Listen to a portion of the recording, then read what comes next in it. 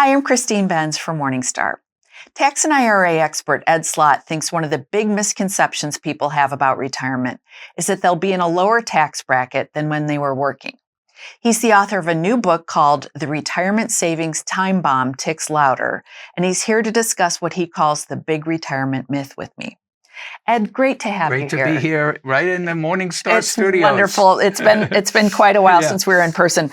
So we want to discuss this misconception. You say you hear it from so many people about their retirements that they think that their taxes will actually go down. And it does make some intuitive sense because if you're not working, you have a little bit more control. But can you talk about where people get this idea? Well, that's exactly it. They said, look, Ed, because I always tell them about doing tax planning. Rates may go up. You may be in a higher rate. And that's impossible, Ed. And once I don't have my W-2 anymore, I'll have less income. And I'll give you a story. I had a client like this, and I was always telling him for years and years. Finally, I'm doing his tax return, and this was for the first full year of retirement, no W-2. So he's getting ready. He thinks, oh, I'm going to get this big refund. I give him the return. He says, Ed, how can this be? My income's higher than my best earning years. How can it be? I said, because you never listen to me. That's why. I've been telling you this for years. You may think you're going to be in a lower bracket in retirement, but you keep forgetting about that IRA you had, and you did nothing about it to trim that balance down. So it was growing and growing and growing. And now you're forced to take money out. Now it's at age 73. It was 70 and a half a few years back when that happened. But I said, now your RMDs are larger, yes, than your largest W-2. So that's on the income side, because if you ignore the growing IRA, that's a tax bill waiting to happen. And people think, oh, if I don't have my W-2, but they forget the IRA continues to grow and accrue for the government. That's on the income side. But on the deduction side, it's the same thing. Chances are they don't have deductions anymore for 401k contributions. They don't get any dependent-related tax benefits. They don't have little kids anymore. They probably paid off their mortgage, so there's no mortgage interest deductions. And now, under the recent law, they're probably all taking the new standard deduction. Not that new, but last few years we had the raise. So the income is higher and deductions tend to be lower, so they're in a higher bracket. It's not even that it's a higher bracket. Well, it does go to a higher bracket, but the income from the IRA tends to push them into higher brackets than they were working. And when I talk to advisors and consumers that are in retirement, and I tell them that, they said, yep, our income's much higher. We don't know how, but it's higher in retirement. So I talk about doing the planning, getting that balance down. So in retirement, you can have lower income, maybe with Roth conversions, moving it to tax-free vehicles and getting it out ahead of time. Well, yeah, let's talk about some of those strategies. So an obvious one would be if I'm still saving, that maybe I would favor Roth over traditional contributions. But let's talk about that sort of post-retirement period before the RMDs come online. So if I retire at 65, RMDs start at 73, that gives me a window to do some tax planning. So maybe you can home in on that for people who are at that life stage, some strategies they should consider. That is I call that the sweet spot, because between 59 and a half, before 59 and a half, you have the 10% early penalty. Between 59 and a half and 73, when RMDs kick in, there are no rules. It's a free-for-all. I used to tell people, you can't get a penalty, you can't do anything wrong, which is like an oasis in the tax law, because this area is loaded with complex tax rules, except for this little sweet spot.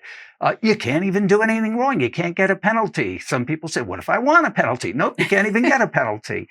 So you're free to take as much or as little out as you want. You're free to control your own tax rates. So you can pull down, use lower brackets as much as you want, and you can say what your bracket will be. If you do nothing, as I said before, the IRA continues to grow. Then at 73, you'll be forced into whatever bracket it is, because then you're forced to take a certain amount. And if that pushes you into a higher bracket, that's what it's going to be. It's not in your control anymore. The key to tax planning is a couple of things: to always pay taxes when the rates are the lowest, which are right now, and to take advantage of low brackets every year. Every year that goes by that you don't take advantage of these low brackets, you don't get them back. You don't get a credit. Oh, I didn't use part of my 22% bracket. Can I take it? No. So there are a lot of things you can take advantage of. Now, I don't say just take the money out. Well, you could and spend it, but that's not what most people want. They do a Roth conversion.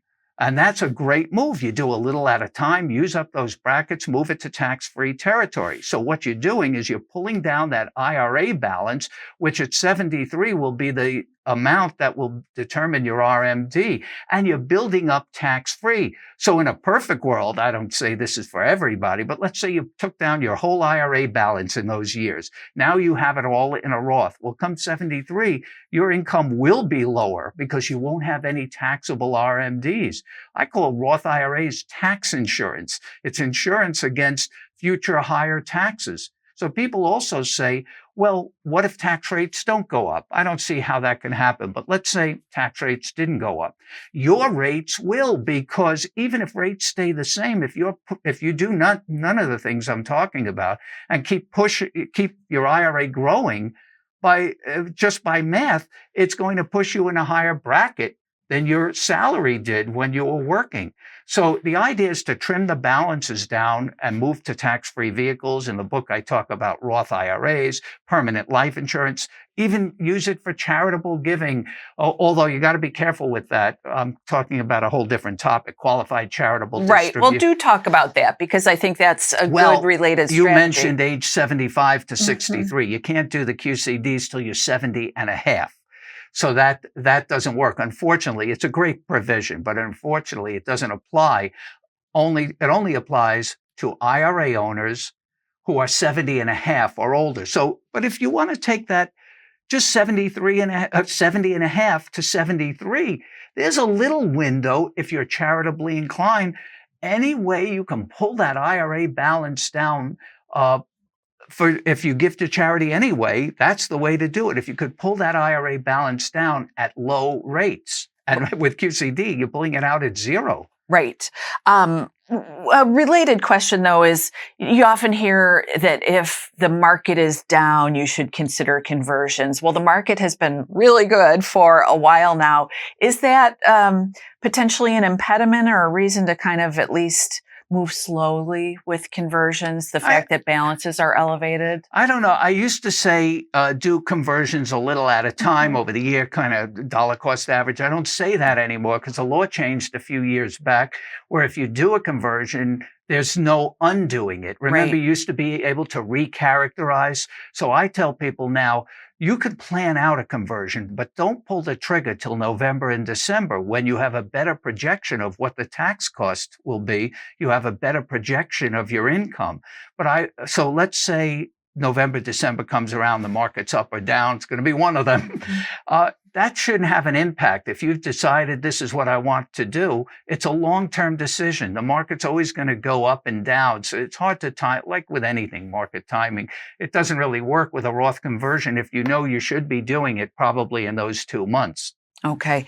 My last question, Ed, is this kind of a generational thing where the younger cohorts will probably come into retirement with more in the Roth column, right? This will be less of a problem for them. Okay. No, it will be less of a problem. They have a huge advantage. Imagine if we were able to start with our retirement accounts from $1 to build all tax-free without having to convert. Young people have that opportunity. I tell young people, anybody gets a job should only be doing a Roth 401k. Plus the matching now on the Secure 2.0 can go into the Roth. I mean, Roth 401k. Roth 401k has no RMDs at 73, like they used to. That was new this year for the older workers, or Roth IRAs. Nobody really should be making deductible contributions to IRAs or 401ks, because all that is, people see the deduction. They say, what, I'm supposed to do it when rates are high? It's not a true deduction. A deduction I didn't like the word deduction because it's an exclusion from income.